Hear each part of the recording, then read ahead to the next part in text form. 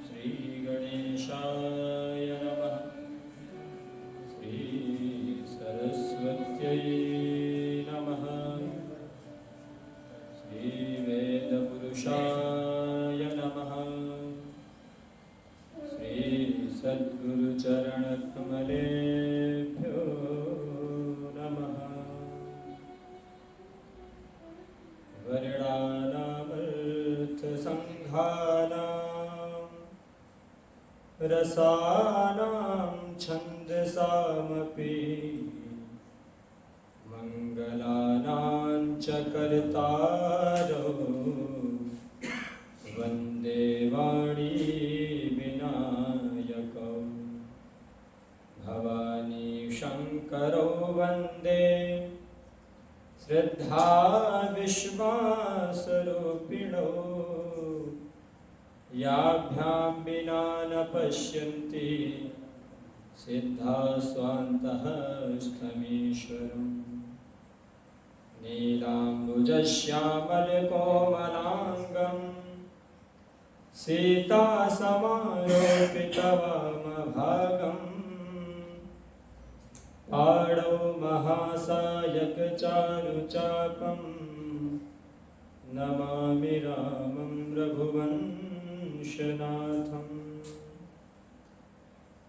राम नाम की लूट है, लूट सके सो लूट, अंत समय पछताएगा जब प्राण जाएंगे छूट। जय जय श्री राधा रमण, जय जय नवल किशोर, जय गोपी चित चोर प्रभु, जय जय माखन चोर, जय जय माखन चोर। बोले श्री सीतारामचंद्र भगवान की जय। पूज्यपाद गोस्वामी तुलसीदास जी महाराज की जय। आइए अपने मन वाणी अंतःकरण को पवित्र करने के लिए कुछ क्षण श्री हरि नाम संकीर्तन का सहारा लेते हैं। श्री राम जय जय राम,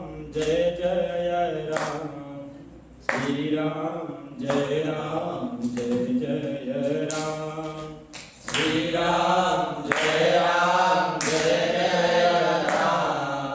श्री राम जय जय राम, श्री राम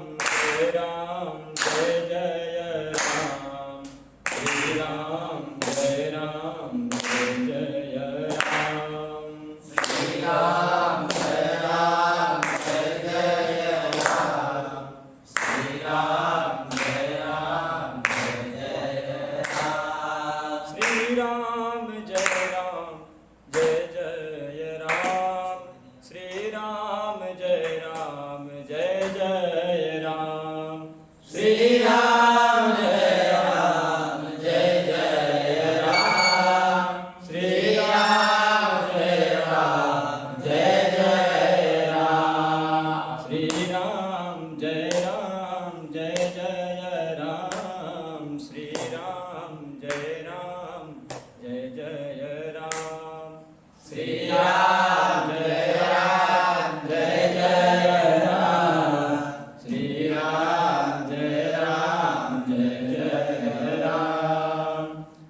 सीतारामचंद्र भगवान की जय हो।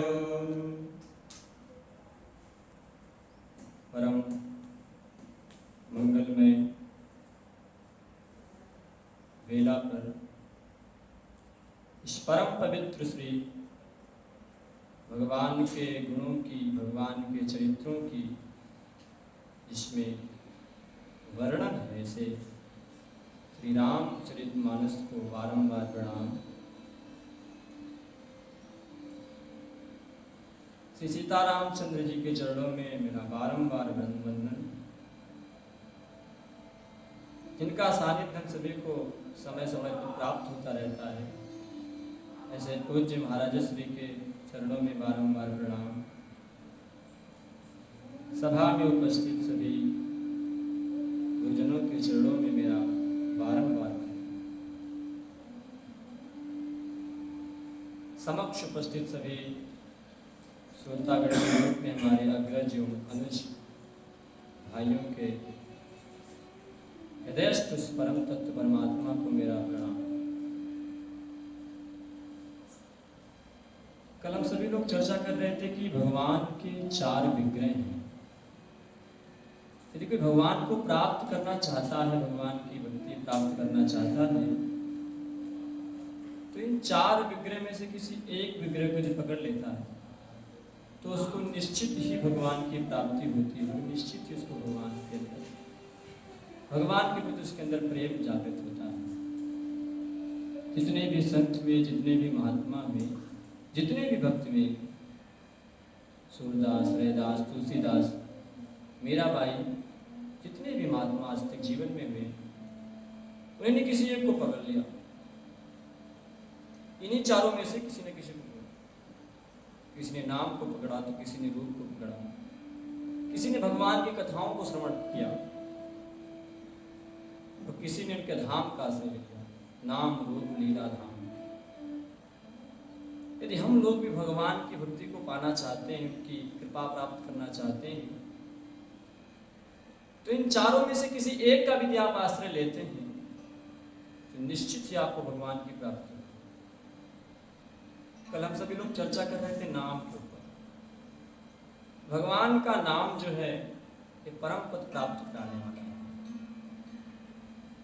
यदि आप इसका जप करते हैं, इसका मनन करते हैं, चिंतन करते हैं, स्मरण करते हैं, इसका ध्यान करते हैं, आपके अंदर भाव हो ना हो, आपके अंदर भक्ति हो ना हो, शुरुआत में ऐसा ही होता है सबके साथ की भक्ति नहीं होती है, लेकिन जब नाम का आश्रय लोग ले लेते हैं तो धीरे धीरे चलते चलते उसके अंदर भक्ति का बीज अंकुरित हो जाता है, लेकिन बृहद वृक्ष का रूप ले लेता है। इसलिए नाम रूपी बीज को अपने अंदर डालना होगा, तभी जाकर के वृक्ष हमारे अंदर आए भक्ति रूप। तो कब हम लोग कहे थे कि तुलसी अपने राम को रीझ भजो या खींच, भूमि परत भुजत है उल्टे सीधे बीज। जिस प्रकार किसान खेत में बीज को डालते हुए ये नहीं देखता कि बीज सीधे हैं, उल्टे हैं, टेढ़े हैं, मेढ़े कैसे हैं, लेकिन जब पेड़ उगते हैं ना तो एकदम सीधे उगते हैं। उसी प्रकार नाम का आश्रय लेते हैं आप, भाव से लीजिए, कुभाव से लीजिए। आपके अंदर भगवान की भक्ति है कि नहीं उससे मतलब नहीं, लेकिन यदि आप नाम का आश्रय लेते हैं ना तो निश्चित भगवान की आपको प्राप्ति होती है। अनेकों उदाहरण शास्त्रों में दिए गए हैं जिन्होंने नाम का आश्रय लिया। एक बच्चा था,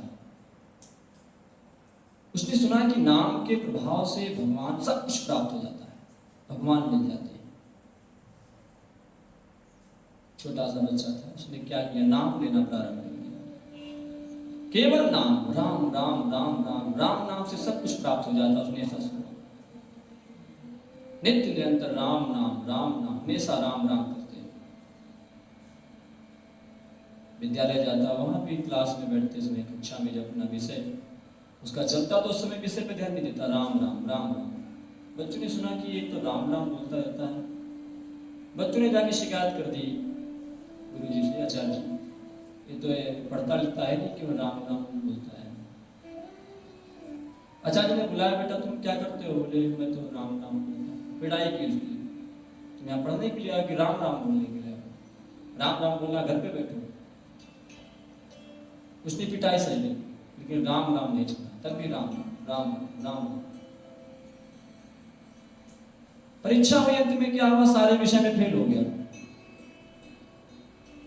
दुख हुआ उसको, लेकिन फिर भी राम नाम नहीं छोड़ा, राम राम निरंतर चलता रहता उसका। विद्यालय पूरा हो गया, किसी भी क्लास में, किसी भी कक्षा में उसका कोई नंबर भी नहीं आया, तो सब में फेल हो गया। पिताजी ने उसके कहा कि भैया 4-5 क्लास तो पास करा दी, पैसे वैसे लगा करके चलो पास हो जाएंगे, लेकिन आगे फेल ही हो गया।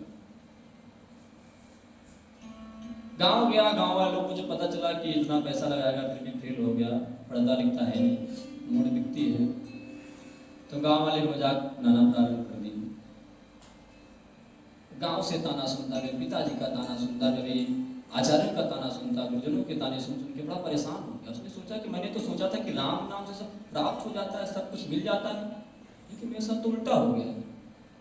सब लोग डांटते मेरे को ताना सुनाते, मेरे को चिढ़ाते लोग कि पढ़ नहीं पाता, तू लिखता नहीं है, तुझे कुछ आता नहीं, तू मूर्ख है। बहुत दुखी हो गया, निराश हो गया एकदम, बिल्कुल सोचा आज तो नहीं रहूँगा संसार, जीने का हक ही नहीं मेरे कुछ आते ही नहीं। मैंने सोचा राम नाम से सब कुछ मिल जाएगा, लेकिन ये तो उल्टा हो गया मेरे साथ। निकल पड़ा घर से, तो बाहर दूर एक नदी किनारे गया, सोचा आज कूद जाऊंगा, आज मर जाऊंगा, मतलब नहीं, क्या जीने का हक ही नहीं मेरे। नदी में कूदने जा ही रहा था कि अचानक पीछे से आवाज है, ए बाला।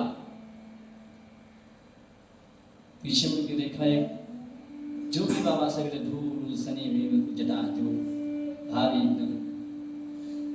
बोले कहाँ जा रहा? मरने जा रहा? तुझे विश्वास नहीं राम नाम पे? तुझे क्या लगता है राम नाम से कुछ प्राप्त नहीं होगा? उसने हंसा और कहा नहीं, मुझे लगता था पहले, लेकिन अब नहीं, मुझे पता चल गया। बाबा ने बुलाया, इधर आओ, बोले जीप दिखाओ। जीप खोला उसने, बोले जिस राम नाम को तूने जपा है ना, मैं केवल वही राम नाम तेरे जीप पर लिखूं। बाबा ने बुलाया, ऐसे अंगुली से कुछ नहीं किया, क्यों अंगुली से ऐसे राम लिख दिया। राम लिखते वेद वेदांत पुराण शास्त्र व्याकरण जितने ग्रंथ थे सारे अपने आप उसके अंदर प्रकट हो गए। जितने ग्रंथ थे तुरंत उसको अचंबा हुआ, बिल्कुल उसका मस्तिष्क थम गया। अरे ये क्या हो गया? देव के रूप में प्रकट हो गया और संत तुरंत गायब हो गए। वो समझ गया कि भगवान की बड़ी कृपा, और रोने लगा कि अरे मैं मूर्ख था जो समझता था कि राम नाम से कुछ नहीं होगा, लेकिन राम नाम महान है। इसलिए तो कोई सोचे कि राम नाम से कुछ नहीं होगा तो मूर्ख है। तो स्वामी जी राम नाम के प्रभाव से कोई रामचरितमानस लिख दिए, इसमें क्या नहीं लिखा? भक्ति ज्ञान वैराग्य सारे डाल दिए, कुछ नहीं छोड़ा। इसीलिए गोस्वामी जी कहते हैं कि भाई भाई न खाल सुनो नाम जपत मंगल। आपका मंगल कभी नहीं होगा। यदि आप नाम लेते हैं, नाम का आश्रय लिया आपने, तो आप कभी अमंगल नहीं होगा, क्योंकि भगवान मंगल भवन है, कभी किसी का मंगल होने नहीं देंगे। भगवान शंकर और पार्वती नित्य निरंतर भगवान के नाम का उच्चारण करते रहते हैं। शास्त्रों में ऐसा वर्णन आया है कि जो एक बार राम नाम का उच्चारण करता है, शंकर जी उसको 3 बार दंडवत प्रणाम करते हैं। इतना राम नाम से प्रेम है शंकर जी का। तो इसलिए कैसे भी नाम लीजिए। गोस्वामी जी हमेशा कहते हैं कि कलयुग केवल नाम आधारा, सुमिर सुमिर न तो उतर पारा। कलयुग में यदि कोई भवसागर से पार उतरना चाहता है तो उसके लिए केवल एक ही साधन है, दूसरा साधन कोई यही नहीं, तो राम नाम का आश्रय करें, राम राम निरंतर जपे। और अंत में तो उन्होंने कह दिया कि कहो कहा लगी नाम बढ़ाई, राम न सकही नाम गुणगाई। मैं कहाँ तक नाम की बढ़ाई? नाम की महिमा इतनी है कि भगवान राम यदि चाहे कि मैं इसकी महिमा का बखान करूं तो उनकी भी शायद बस की बात नहीं है, क्योंकि वो भी नाम की महिमा नहीं गा सकते। जब ऐसा बोला गोस्वामी ने तो लोगों के मन में भ्रमित हो गया कि भैया जिसका नाम है वही नहीं गा सकते, ऐसा कैसे हो सकता है? भाई नाम तो नहीं गा, वो चाहे तो गा सकते हैं। तो इसके लिए हनुमान जी की लिखी बड़ी एक शास्त्र है पुस्तक, इसमें हनुमान जी ने हस्ताक्षर करके रखा है, इसमें जो भी कथाएं हैं सब सत्य हैं। उसमें एक कथा आती है विश्वामित्र जी की, काशी नरेश की। एक बार श्री रामचंद्र जी के दरबार में सभा लगी थी, उसमें अनेकों ऋषि महात्मा सब बैठे हुए थे, सभी राज दरबार वाले बैठे थे। तो नारद जी ने राम की महिमा को बताने के लिए षड्यंत्र रचा। उन्होंने काशी नरेश से कहा कि तुम जाना जाओ तो सबको प्रणाम करना, जितने भी संत बैठे, क्योंकि विश्वामित्र जी जो हैं ये क्षत्रिय हैं और आप भी क्षत्रिय हो, और क्षत्रिय को प्रणाम करे, ऐसा कैसे हो सकता है? ब्राह्मण को प्रणाम करो, संतों को प्रणाम करो, लेकिन वो तो क्षत्रिय हैं, उनको क्यों प्रणाम करोगे? तुम भी क्षत्रिय हो। हाँ, ये तो सही बात है। तो जब काशी नरेश जी सभा में गए तो सबको प्रणाम कर रहे हैं, फिर जब विश्वामित्र की बारी आई उनको प्रणाम नहीं किया, घूम गए। विश्वामित्र ने देखा कि मेरा तो अपमान हो गया, क्रोध में आ गया। रामचंद्र जी से कहा कि राम, तुम्हारी सभा में मेरा अपमान हो गया, तुम्हारे गुरु का अपमान। उन्होंने सबको प्रणाम किया लेकिन मेरे को प्रणाम नहीं किया। वशिष्ठ जी को प्रणाम किया, सबको प्रणाम किया, जितने भी ऋषि थे सबको प्रणाम किया, सबका अभिवादन किया, लेकिन मैं वहीं बैठा था, मेरे पास आते मुड़ गया, ऐसा क्यों हुआ? राम ने कहा मेरे गुरु का अपमान, क्योंकि शास्त्र विद्या दी थी विश्वामित्र ने, शस्त्र दिए थे। तो राम जी को बड़ा क्रोध आया। मैंने कहा कि आप चिंता मत कीजिए, सुबह का सूर्योदय नहीं देख पाएगा कल का। राम जी ने तरकश में बाण लिया, संकल्प लिया कि मैं कल उसको सूर्योदय नहीं देंगे। अब तो काशी नरेश को जैसे पता चला कि राम जी छोड़ेंगे नहीं, तो राम जी से कौन बचाए? दौड़ करके नारद जी के पास है, बोले अब क्या करें? तो उन्होंने मारने का संकल्प ले लिया, वो क्या करें?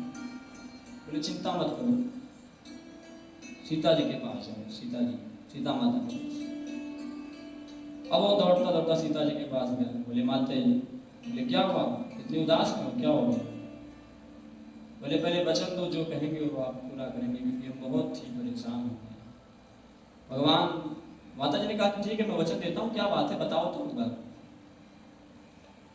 तो काशी नरेश ने कहा कि प्रभु श्री रामचंद्र जी ने मेरे को मारने का वचन ले लिया है, संकल्प ले लिया है, और पूरी कहानी बताई, वृत्तांत बताया कि ऐसा ऐसा हुआ। अब सीता जी ने भी चिंता में आ गई कि भाई हमारे स्वामी है, उनसे कैसे मैं बचा पाऊंगा, उन्होंने संकल्प ले लिया।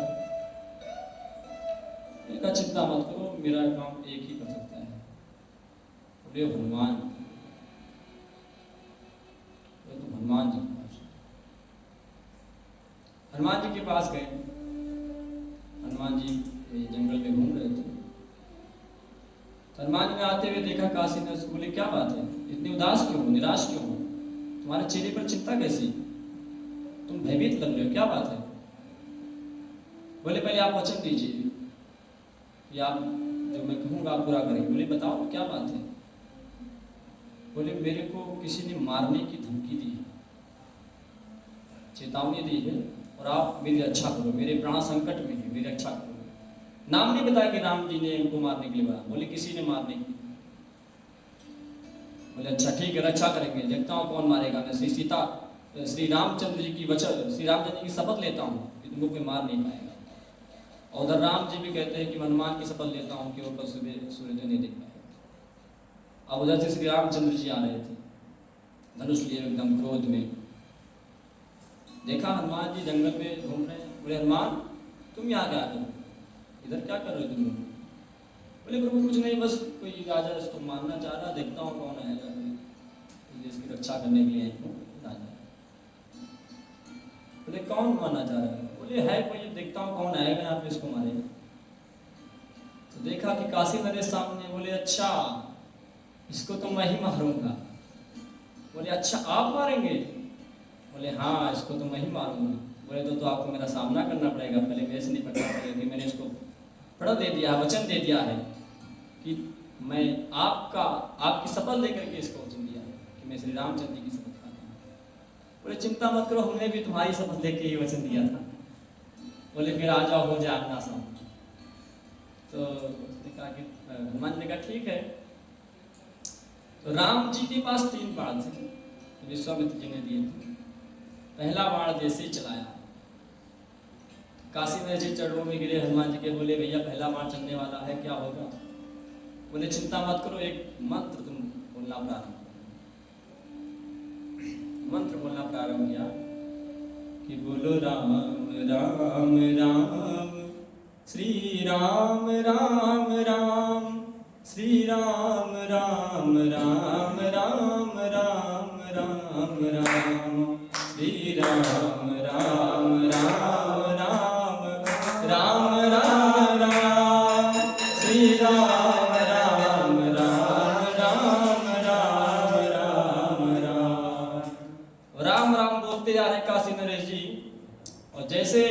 राम जी ने बाण चलाया, तुरंत परिक्रमा करके बाण तरकस में वापस आ गया।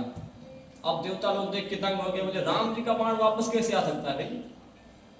राम नाम के प्रभाव से वो बाण भी परिक्रमा करके वापस आया कि राम नाम रक्षा कर रहा था मछली। अब तरकस में आ गया तो फिर अब दूसरा बाण चलाना था उनको। अब दूसरा बाण जैसे उठाया, फिर से काशीनाथ ने चरणों में गिरे, बोले अब क्या होगा? अब तो दूसरा बाण चलने वाला। बोले चिंता मत करो, दूसरा मंत्र में हमारे पास है। बोले दूसरा मंत्र बताओ। तो बोले सीता राम राम राम राम राम राम राम सीता राम राम राम राम राम राम राम सीता राम राम राम सीता राम राम राम सीता राम राम राम सीता राम राम राम। अब सीताराम कहना प्रारंभ कर दिया। अब राम जी सोचे अभी तो हमारे नाम ले रहा था, अब सीता जी का नाम और जोड़ दिया देवी जी का। अब अगर मर गया तो कहेगा सीता जी सोचेंगी पहले तो इनका नाम लिया, तब तो कुछ नहीं बोले, हमारा नाम लेते ही मतलब राम नाम कर दिया, राम नाम कर दिया। अब फिर से भी घूम करके वापस आ गया बाण। अब तीसरा बाण जैसे उठाया उन्होंने, बोले अब क्या करें? तो फिर तीसरा मंत्र दिया हनुमान जी ने। बोले एक और मंत्र है। वहीं पे सब खड़े, विश्वामित्र जी खड़े, सीता जी भी खड़ी हैं, सब पूरे देवता आकाश में बिल्कुल नजर गड़ाए खड़े। अब क्या होगा? अब तो अभी एक चीज होगा, अभी राम नाम की महिमा रह जाएगी या फिर राम जी की महिमा रह जाएगी? एक की महिमा रह जाएगी। अभी राम जी का प्राण झूठा हो जाएगा। धरती कांपने लगी एकदम, आकाश में बिजली कड़कने लगी एकदम। तीसरा मंत्र हनुमान जी ने दिया, सीताराम हनुमान सीताराम हनुमान सीताराम हनुमान सीताराम हनुमान सीताराम हनुमान सीताराम हनुमान सीताराम हनुमान सीताराम हनुमान। अब राजा जी तो यही सीताराम हनुमान हनुमान कर रहे हैं, लेकिन अब भगवान का वचन झूठा ना जाए और राम नाम की महिमा भी रहे, तो इसके लिए क्या किया? नारद जी आए और राजा से बोले तुरंत जाके विश्वामित्र के चरणों में गिरकर साष्टांग प्रणाम करो, क्षमा मांग लो कि जो गलती है वो माफ करो। अब काशीनाथ जी तुरंत उठे और विश्वामित्र जी के चरणों में साष्टांग लौट गए। बोले महाराज क्षमा कर दो, हमें क्षमा कर दो, गलती हो गई, हम तो बस नारद जी कहने में आ गए थे, इन्होंने कहा हमने कर दिया। बोले कोई बात नहीं, इन्होंने क्षमा कर दिया। विश्वामित्र जी प्रसन्न हो गए, बोले कोई बात नहीं। बोले राम जी से बोले कोई बात नहीं, माफ कर दो, तीसरा बाण मत चलाओ, माफ कर दो। जब माफ कर दिया तो राम जी का वचन भी रह गया और राम नाम की महिमा भी रह गई। तो इससे ये सिद्ध होता है कि राम नाम की महिमा राम से बड़ी, राम से बड़ा राम का नाम। इसी प्रसंग के साथ हम अपनी वाणी को विराम देंगे। अगले सत्र में पुनः श्री राम नाम की महिमा। ठीक है, सीताराम भगवान की जय हो।